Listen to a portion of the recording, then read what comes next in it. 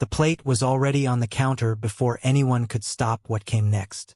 She had placed it there the way you place something down when your hands are shaking but you will not allow them to shake, with the careful deliberate motion of a woman who has decided that dignity is the only thing left that belongs to her. The maid stood in the doorway of the kitchen. Her name was Comfort, and she was 19 years old, and she had worked in this house for 7 months, and she had never once heard a voice speak to another person the way the voice in that room was speaking now. "Come back here. I am not finished with you." The man in the wheelchair did not turn around. He sat at the end of the hallway with his back to the living room and his hands folded in his lap, and the late afternoon light coming through the window in front of him laying itself across the floor in long flat strips. He did not turn around. He had learned in the past 14 months that turning around sometimes made things worse.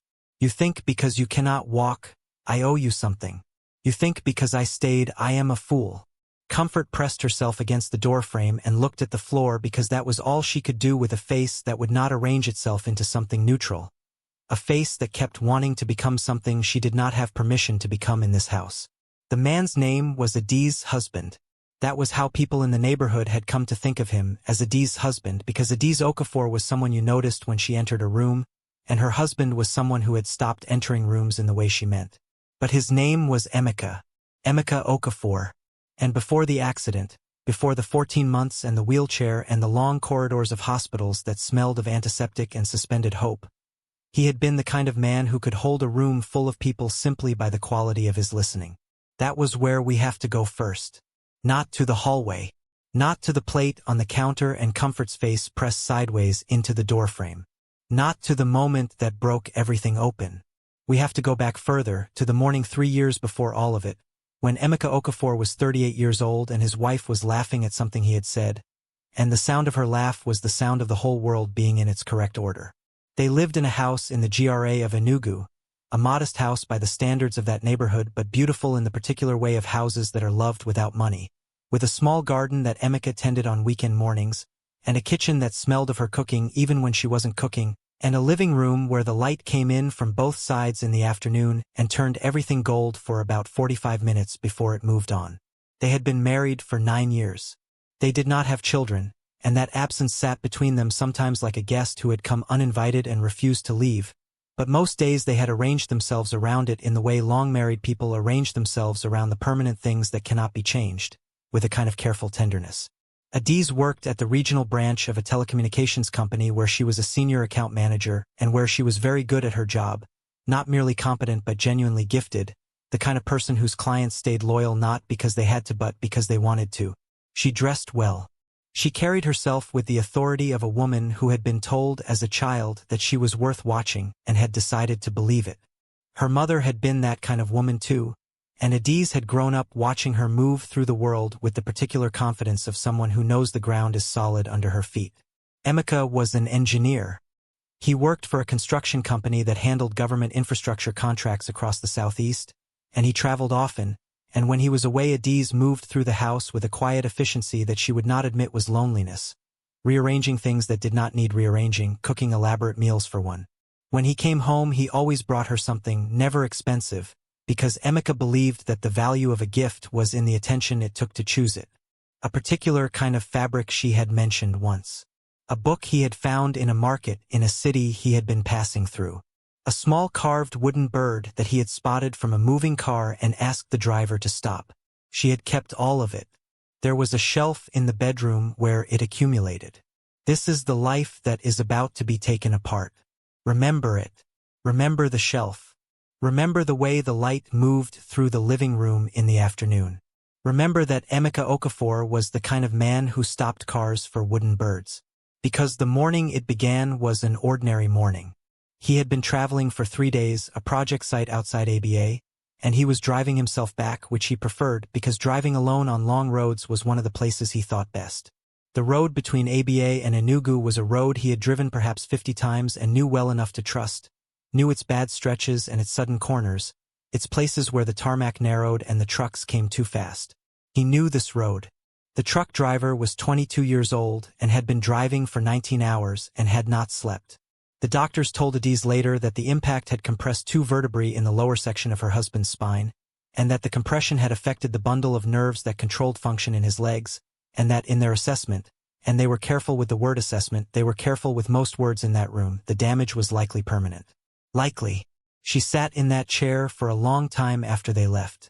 She sat the way a woman sits when the thing she is hearing is so large that her body cannot accommodate it as a whole, and so it is entering her piece by piece, each piece requiring its own processing, its own small landing. She did not cry in the hospital. She cried in the car, alone in the parking structure with the windows up, for 11 minutes. She knew it was 11 minutes because she watched the clock on the dashboard the entire time, not because she was timing herself, but because she needed something that was still moving, something that still knew how to go forward. Then she drove back inside and sat beside her husband and held his hand.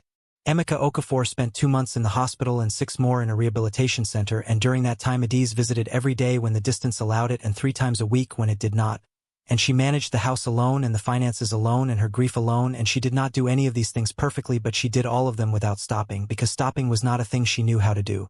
What she did not understand yet, what she had no way to understand yet, was what the grief was made of. There was grief for the man who had been walking and grief for the future they had planned, and underneath both of those, much further down, there was a grief she could not name because naming it would require an honesty about herself that she was not yet prepared for. It was the grief of a woman who had married someone in the expectation of a particular life, a life in which she would be beautiful and admired, and her husband would stand beside her, and together they would represent something to the world that she had decided she needed to represent. She had loved Emeka. She did love Emeka. But she had also loved what Emeka meant when he was walking and working and carrying himself into rooms the way he used to. And now what he meant was different. And the grief of that, the grief of discovering the dimensions of your own love, the places where it is genuine and the places where it was always conditional, that grief she buried very deeply and did not look at. Because looking at it would have required her to become someone she could not afford to be. So she carried it instead. And carrying it changed her. At first the changes were small. A sharpness in her voice that had not been there before. A habit of exhaling through her nose when he asked her something she considered obvious. A way of answering his questions, the doctor's appointment, the physical therapy schedule, the medication times, that was technically correct but had in it the temperature of a woman managing a task rather than caring for a person. She did not notice herself doing it. That is the particular cruelty of the way people change under pressure. They rarely see it in the mirror. They see it only in the eyes of the people watching. Comfort had been watching for 7 months. She had arrived recommended by Adiz's cousin, a quiet girl from Nsukka whose mother was the cousin's househelp and who needed the work and had good manners and would stay out of the way. She was 19 and she had never left Enugu State before, and in her first week in the house she spent a great deal of her time after her work was done sitting on the small bed in the room at the back and listening to the unfamiliar sounds of the neighborhood until they became familiar, the way all things become familiar if you sit with them long enough. She had arrived knowing it was a difficult house. Her mother had told her, "The madam is a proud woman, and the Oga is sick." She had not fully understood what sick meant until she was in the house and saw it.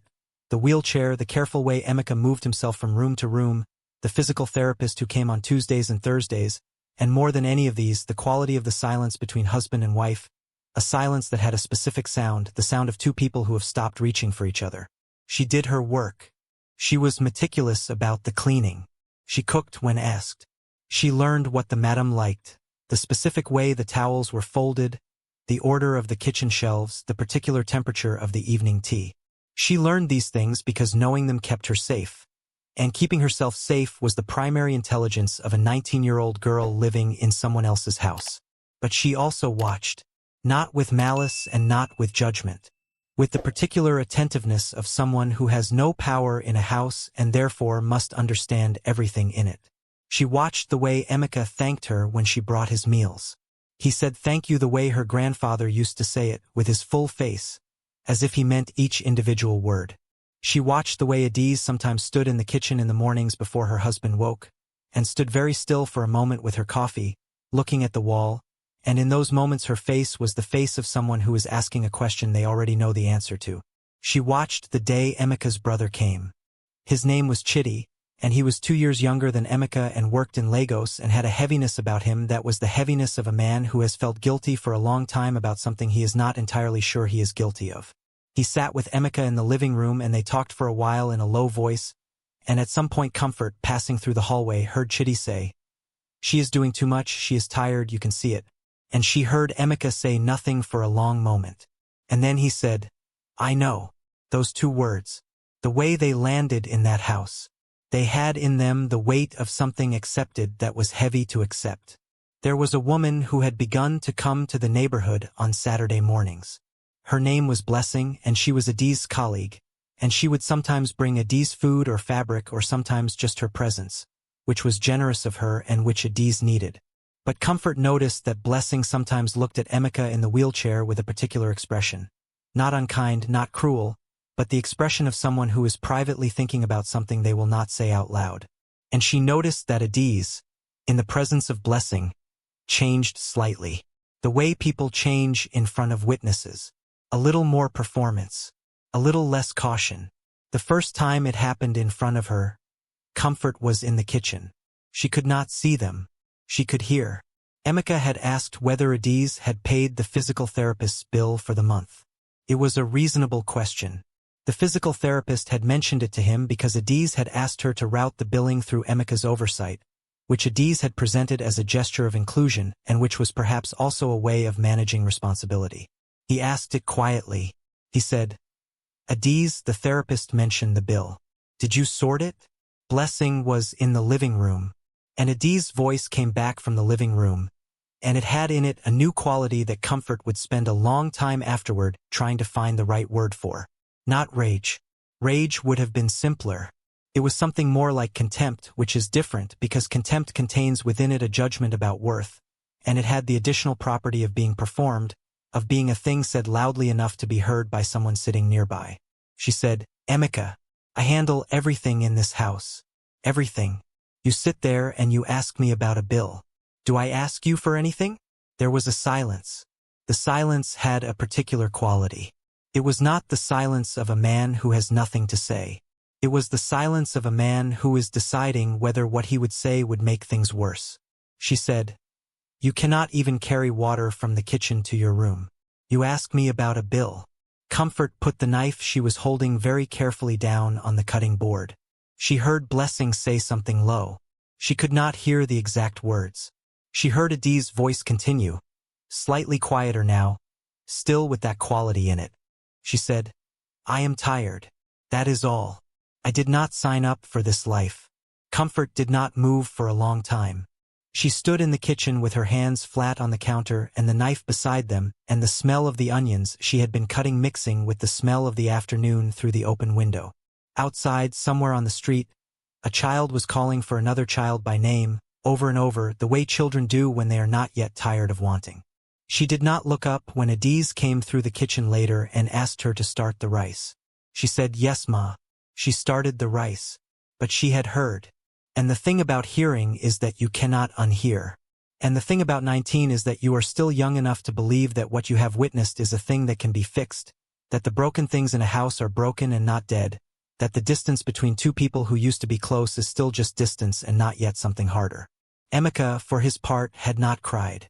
This was worth noting because he was a man who had cried precisely 3 times in his adult life before the accident, and the accident and its aftermath had given him reasons to cry that he had not used, had set them aside the way you set aside something precious in a situation where setting things aside is necessary for continued movement.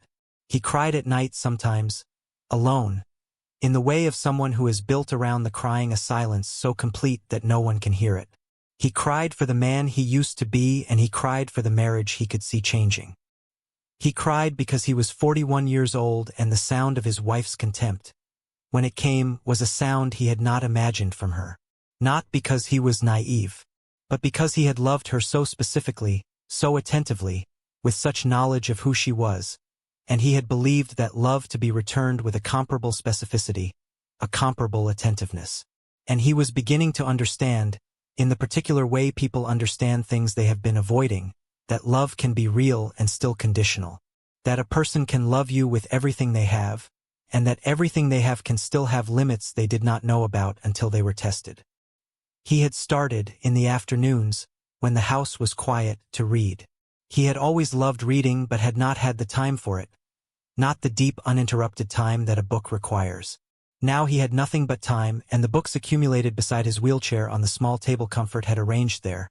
A low table at exactly the right height, without being asked, without mentioning it, simply there one day, and when he had noticed it and looked up she had been halfway down the hallway and he had said thank you and she had said yes sir, and he had sat with the smallness of that exchange for a long time. She brought him water in the afternoons without being asked.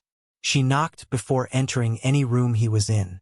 She asked him once, very quietly, if he wanted a gussie or ofa nugbu for lunch, and when he said ofa nugbu please, she said okay, and her voice had in it none of the tiredness that had entered every voice in that house, and he sat with that too.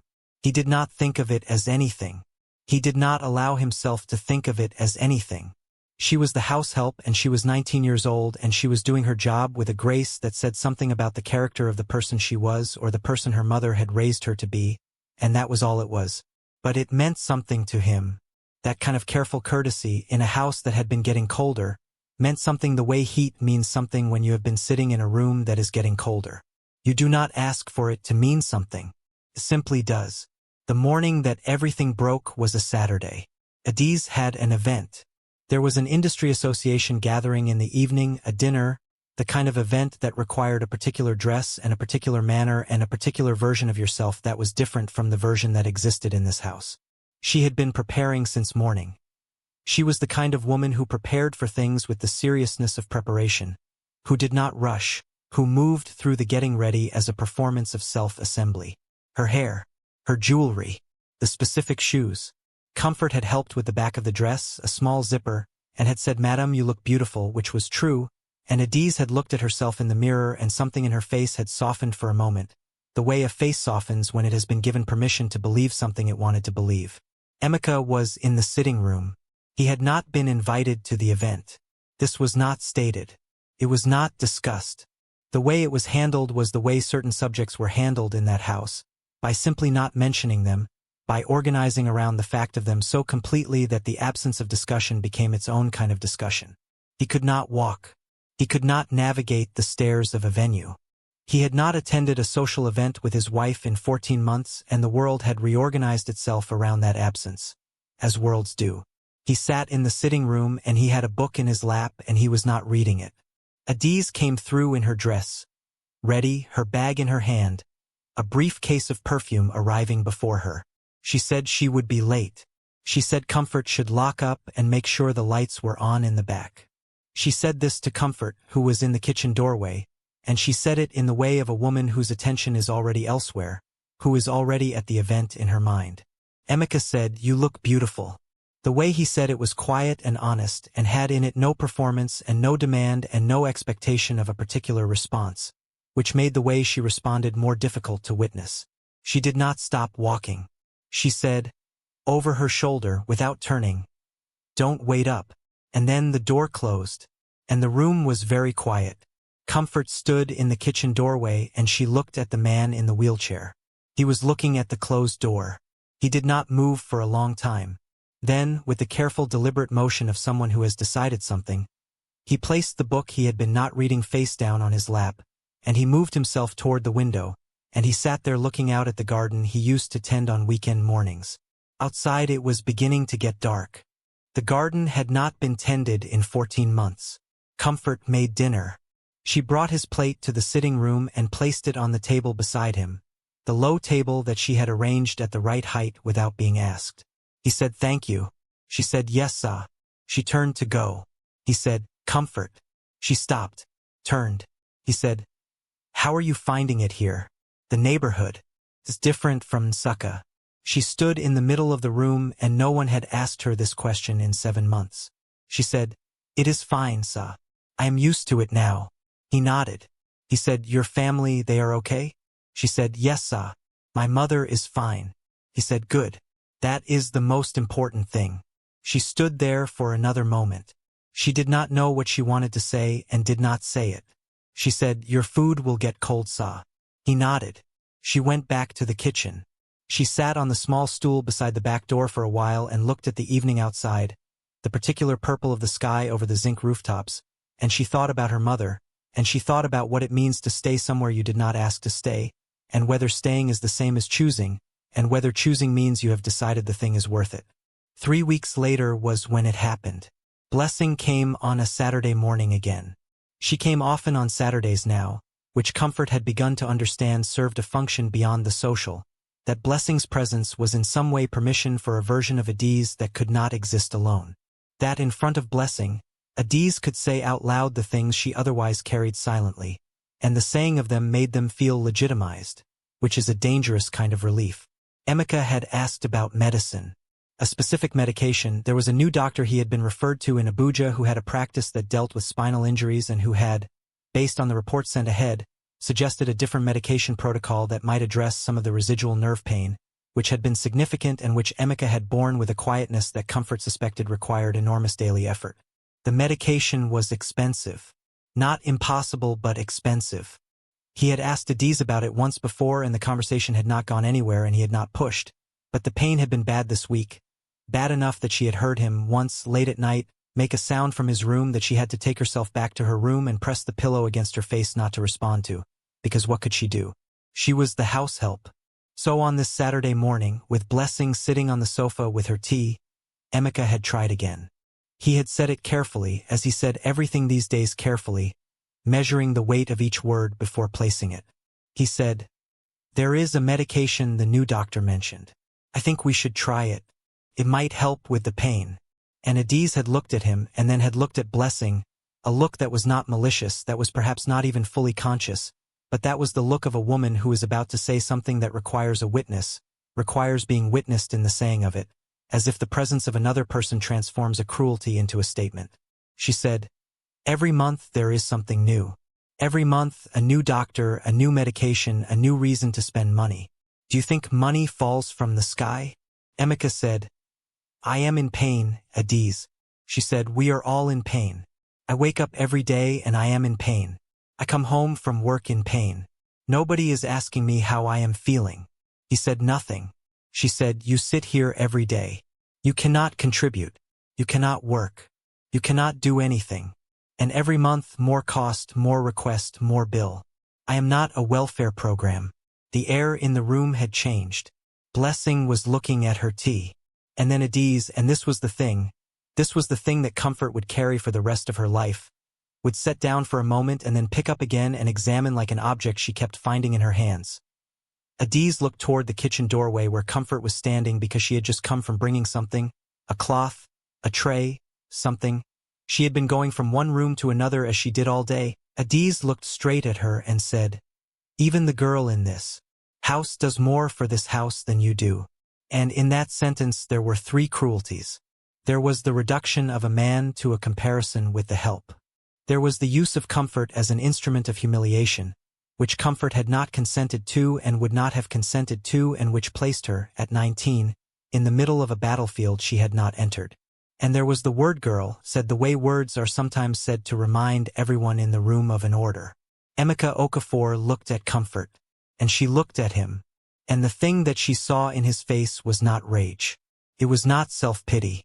It was something she would later, years later, as an older woman be able to name, but in that moment she only felt it arrive in her own chest like something transferred, the weight of a dignity being carefully, deliberately maintained in a moment specifically designed to destroy it. She placed the tray she was holding on the counter. She placed it with both hands and very carefully, and she did not look up. She heard him, a moment later, move his wheelchair from the room. She heard the click of his bedroom door. She stood in the kitchen for a while, and then she went to the back room and she sat on the small bed, and she did not cry because she did not know yet what she was crying for, or rather, she knew too many things she was crying for, and they all came at once and could not all come out. So instead she sat with her hands in her lap and the purple evening sky through the small window and the sound of the neighborhood outside and the absolute private knowledge that something had happened in that house. Today that would not unhappen. What no one in that house knew yet, what would not be known for another 4 months, was about the letter. Emeka had written a letter. He had written it 3 months before the accident, and the letter had gone to the project manager of a construction company in Lagos named Daminabo Brothers, a company with a contract to build a new road through 3 local government areas in Delta State. A contract worth several hundred million naira, a contract that had been awarded under circumstances that Emeka, as an engineer who understood what good construction looked like and what it did not look like, had realized involved materials. so below specification that the road, if built to those specifications, would begin degrading within 18 months and under heavy freight load could present serious structural risk. He had written the letter to the company first. The company had not responded. He had then written to the State Infrastructure Oversight Body, which was a body that existed on paper and had a physical address and did not respond. He had then sent a copy, through a lawyer in Enugu who was the friend of a friend, to a journalist he had never met who wrote for an investigative publication based in Lagos, a woman named Chidinma Ojachukwu, and he had sent with it 14 months of documented engineering assessments, material receipts, site visit reports, photographs, and his own calculations. He had done this 6 weeks before the accident. He had not told Adiz. Not because he was hiding it from her. Because the process of it was still forming and he had not yet reached the stage where it was something to tell. He had planned to tell her when it became something concrete. He had planned a great many things that the accident had interrupted. The truck driver's court case had stalled. Cases stall. The case against the driver had been in a slow bureaucratic orbit for the entire 14 months and might continue there for years more and might result in nothing, and this was a thing Emeka had decided to stop spending energy on because he had learned that certain injustices would find their own corrections and certain ones would not, and that the difference between them was rarely about merit. Chidinma Ojachukwu published the story 4 months after the living room scene with Blessing. She published it in a long piece that took up 2 full pages of the magazine and which ran also on the publication's website and which, in the particular way that stories about construction fraud run in Nigeria, was picked up by 3 other outlets in the first 24 hours and discussed at length in a number of places that Emeka, sitting in his bedroom in the GRA of Enugu, did not have a way of monitoring. One of those places was the telecommunications company where Adiz Okafor worked as a senior account manager. Because one of the companies implicated in the supply of substandard materials to Damanebo Brothers was a procurement company. And that procurement company was owned in part by the family of a man who sat on the board of Adiz's company. And that man had spent 18 months quietly building a commercial relationship with Adiz's division. And the investigation, once it spread, touched the telecommunications company in the particular way of investigations that touch everything adjacent to a rotten structure, not with direct accusation, but with the slow, contaminating proximity of a scandal whose edges no one has yet fully mapped. Adiz was not implicated. Adiz had done nothing wrong. But the association was enough, in the climate of that moment, with the investigation spreading and several senior people at the company already stepping back and legal holding its breath, to place her in a category of professional jeopardy that had nothing to do with her work and everything to do with proximity. Her promotion, which had been 6 weeks away and which she had earned through 4 years of relentless performance, was postponed. Not cancelled. Postponed. With language that meant cancelled. She came home that evening and she sat in the kitchen for a long time before she understood what she was feeling. Comfort was making dinner. She worked quietly. She had learned to read the temperature of the room from the moment Adiz came through the door, the speed of her footsteps, the sound of her bag hitting the surface in the entryway, the way she carried her shoulders. Tonight all of these were wrong. They had a specific wrongness that Comfort had not seen before, and she reduced the flame under the pot and she waited. It was Emeka who found out first what had happened. Chidi had called from Lagos, had seen the story spreading online, had called to say, "Well done, brother, this was a brave thing," and Emeka had received this quietly and then said he would explain it to Adiz. He rolled himself to the kitchen doorway where Comfort was and said, "Can you please tell Madam, when she is ready, that I would like to speak with her?" Comfort said, "Yes, sir." Adiz came into the kitchen herself a few minutes later, still in her work clothes, her bag now set down somewhere, her face arranged with a great effort of arrangement. She did not look at Comfort. She said, "Where is he?" He was in the living room. She stood in the doorway of the living room and looked at her husband. He looked back at her. He said, "Adiz, I need to tell you something. Something I should have told you a long time ago." She said nothing. Her arms were crossed and she was very still, in the way of someone who is holding themselves together with the muscles of their body because other methods are temporarily unavailable. He said, "About a year before my accident, I found something at work. Something wrong. Something that was going to hurt people. And I reported it." She looked at him. He said, "I sent documentation to a journalist. She has published it now. There seems to be some connection to your company. Not to you, but to the board. I did not know that. I did not know about that connection." She stood there. He said, "I am sorry I did not tell you earlier. I was going to. And then the accident. And after the accident I did not know how to tell you. There was so much else. But that is not a good enough reason. I should have told you. I am sorry." The room was very still. What was happening in Adiz Okafor in this moment was not something she could have described. It was not one thing. It was the simultaneous arrival of several things. The thing she had just learned about the kind of man she was married to. The specific courage of a thing done quietly and at personal cost. The thing she now had to look at regarding the kind of woman she had become in this house. The words she had said in front of Blessing.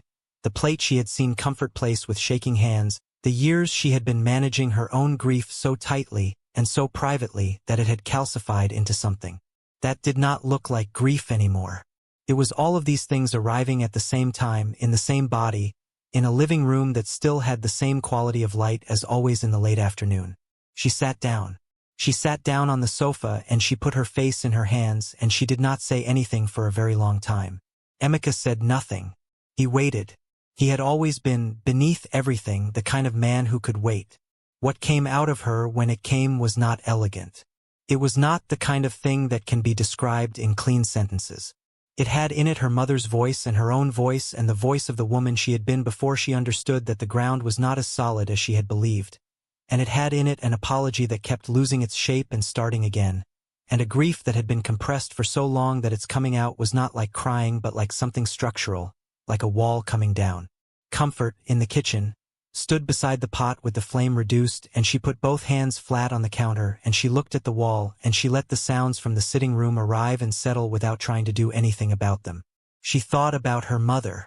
She thought about the particular kind of strength her mother had, which was not the strength of not feeling things but the strength of feeling them fully and continuing anyway.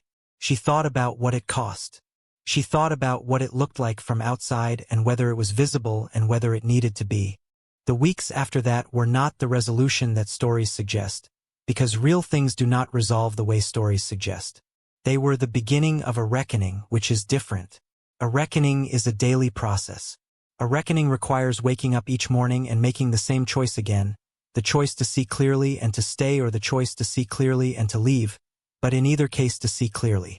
Adiz went to Emeka the following morning before she left for work, and she sat in the chair beside his wheelchair, the chair she had placed there months ago for functional reasons and which now meant something else, and she said, "I need to say something to you that I do not know how to say."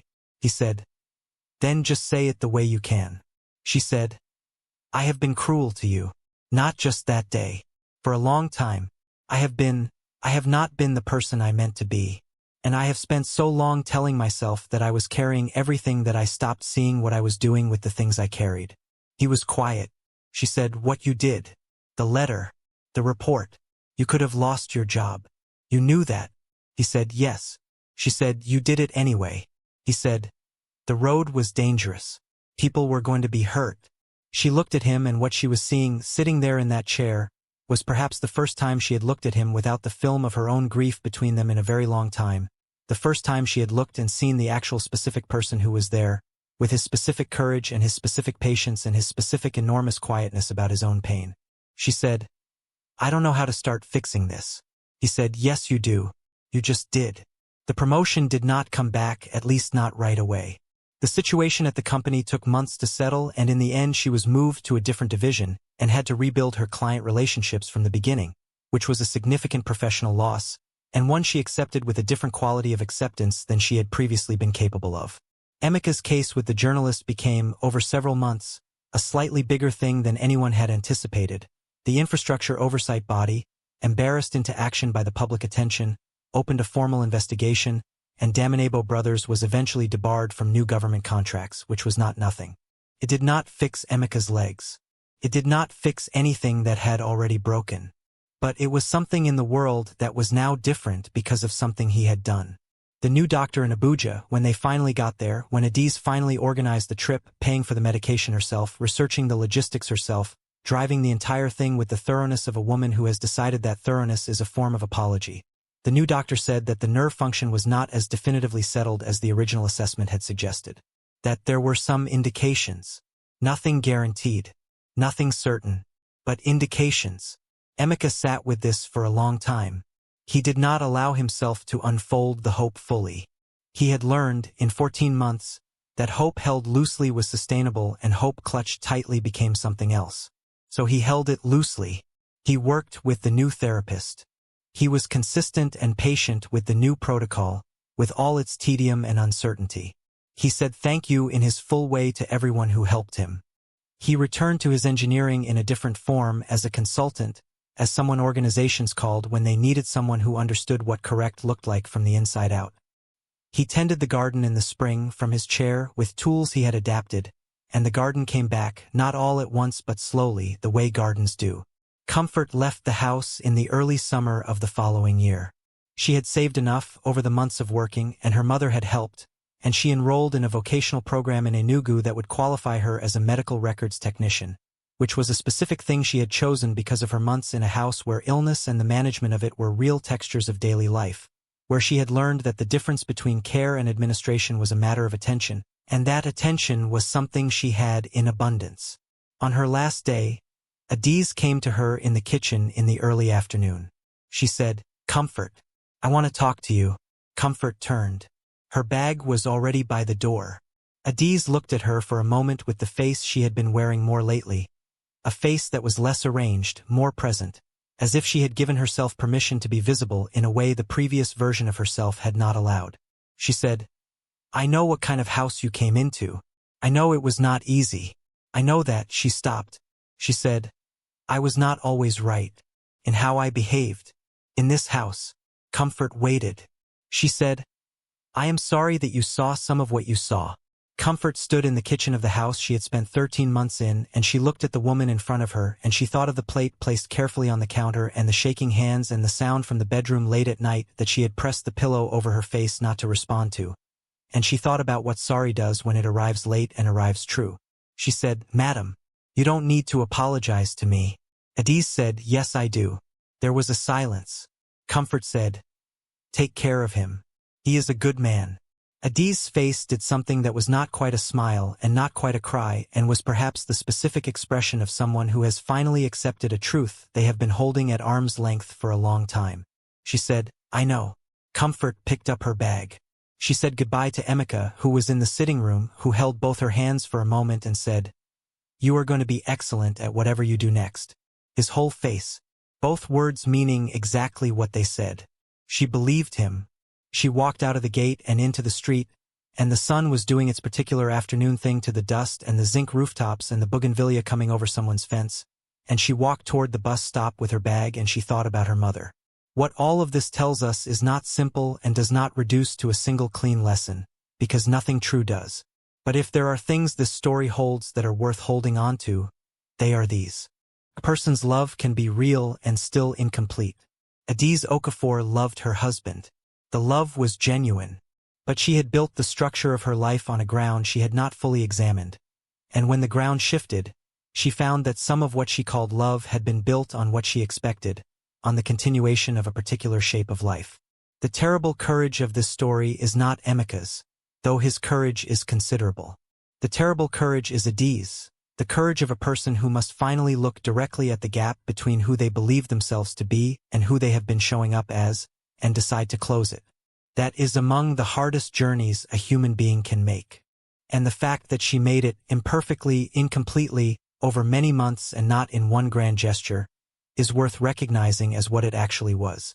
The second thing is about what it costs to do the right thing alone.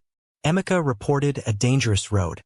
He did it quietly, through proper channels, with documentation at professional risk, and he never mentioned it, not to gain credit, not to be held as a hero, simply because a road was dangerous and people would be hurt, and he was someone who knew and therefore someone who had a responsibility to say. He received no recognition for this for years. In the meantime, he lost the use of his legs, and his marriage nearly collapsed, and his grief was invisible. The lesson is not that doing the right thing always leads to reward. The lesson is that a person of genuine character does the right thing because the alternative is to be a different kind of person, and they cannot afford to be a different kind of person. That is the specific discipline of integrity. It is not always visible. It is always costly, and it is always worth it. And the third thing is this: comfort. A 19-year-old girl with no power in that house, with everything to lose by being noticed, showed up every day with full human regard for the people around her. She made a table the right height without being asked. She brought water. She learned the temperature of every room. She bore witness to things she could not change and carried what she had seen with honesty and without bitterness. She left when the time was right. She went toward the life she had chosen. There is no version of this story in which comfort is a minor character. She is the story's moral spine. She is the proof that in any house, in any situation, in any life, the person with the least formal power sometimes possesses the most dignity. And dignity, it turns out, is contagious. It works on the people around it. Slowly, imperfectly, over time, it works. The question I want to leave you with is this. Think of someone in your life, in your home, in your workplace, in your family. Someone who shows up every day with quiet competence and full humanity and receives from you something less than full humanity in return. Someone whose name you know but whose full life you have never once asked about. Someone who has heard things in your house that you would not want witnessed, and who chose, in their private dignity, to witness them with grace. What would it cost you to see them completely?